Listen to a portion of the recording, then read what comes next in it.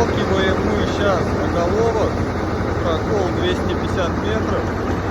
Вот он сушка, смесилка. Вот. Сделали уже 400-е расширение. Вот сзади меня манипулятор, подаем кассеты. Это у нас дисплей, помощник. Откапываем приемные котлованы, варим трубу. Вот. В таком идеальном состоянии. Совсем как новенький. Ну, чуть-чуть подуставший, конечно. Но техника то, что надо.